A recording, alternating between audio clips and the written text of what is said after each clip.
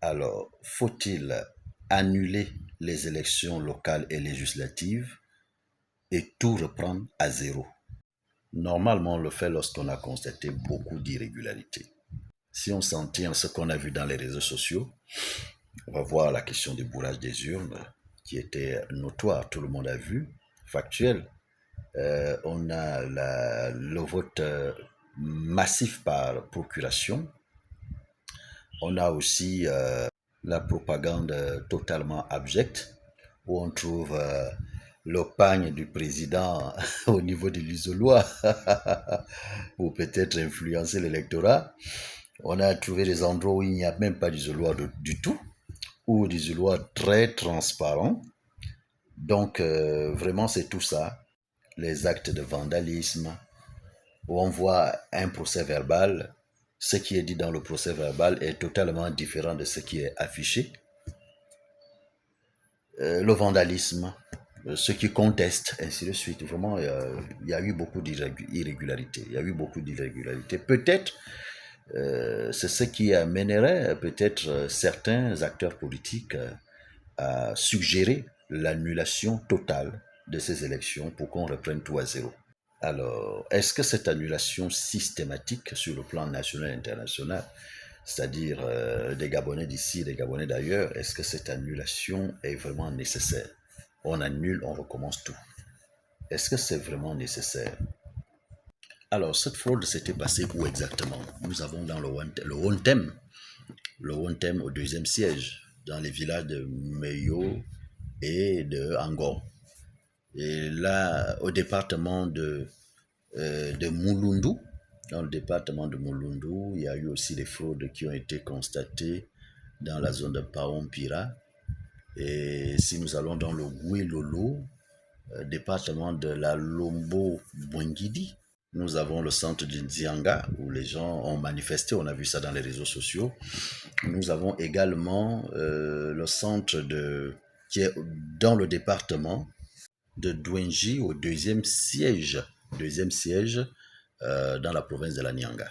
Le département de Lekoni-Lekori, dans le premier siège de ce département, dans la province du Haut-Ogooué, sans oublier le deuxième arrondissement de Ntoum, notamment au centre de l'école catholique.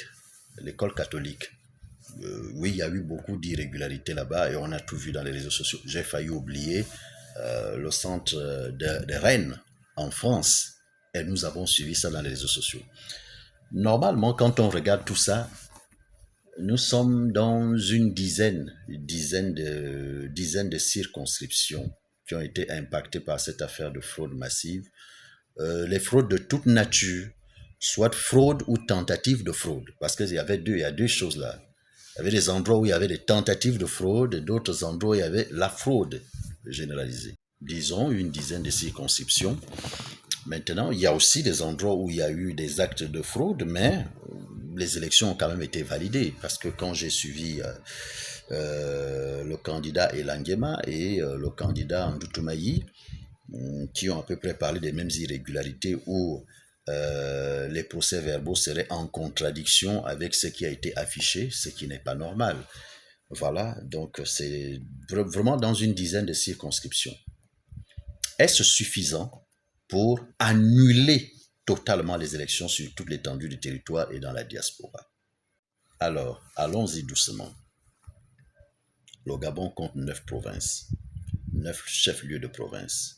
Il y a 50 communes, 47 départements et 152 cantons, 26 arrondissements.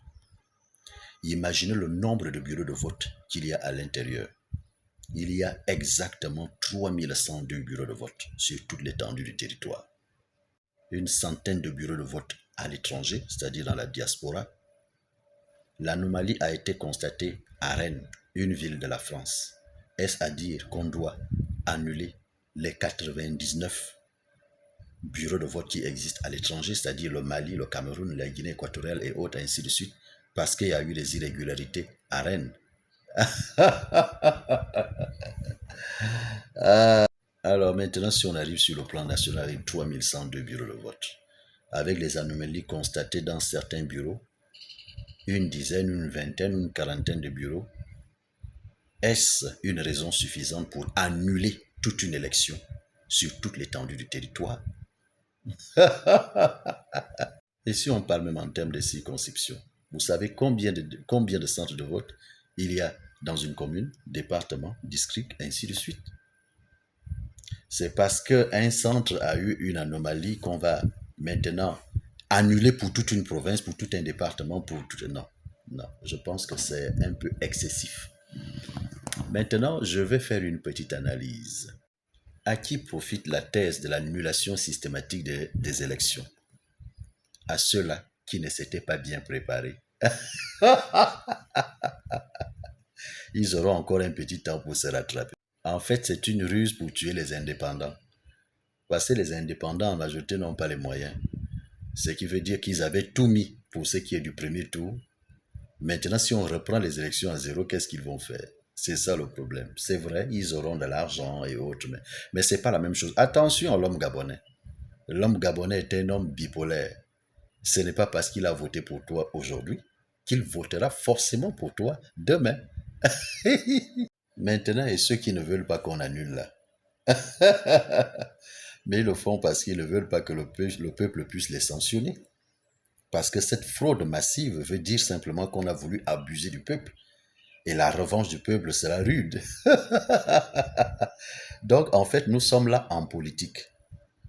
Bon, en tout cas, peu importe. Moi, je pense qu'au lieu d'une reprise systématique, globale, des élections, tout annuler pour recommencer, non. D'abord en termes de temps, en termes d'argent, en termes de moyens, non, c'est pas bon. Je pense que ce qu'on pourrait faire, au regard de ce qui s'est passé, parce que apparemment, ça s'est bien passé à 85% ou à 90%. Ça s'est bien passé. Je me suis renseigné auprès de certains candidats que je connais, dont je vais taire les noms ici par discrétion.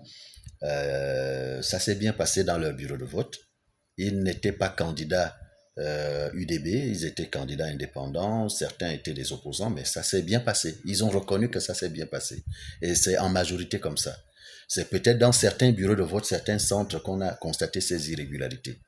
Maintenant, comme nous sommes en politique, chacun tire ça de son côté. Alors moi, ce que je pense, c'est qu'on devrait recommencer, annuler et recommencer là où ça s'est mal passé. C'est ce qu'on devrait simplement faire et non de tout reprendre à zéro.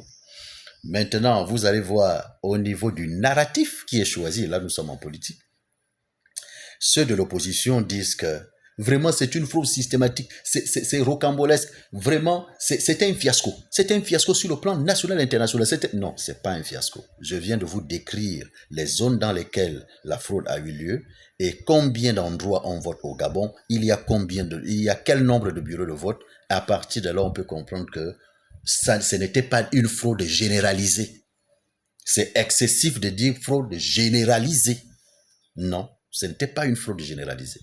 La fraude était tellement ouverte, elle était flagrante, mais elle n'était pas généralisée. C'est très excessif.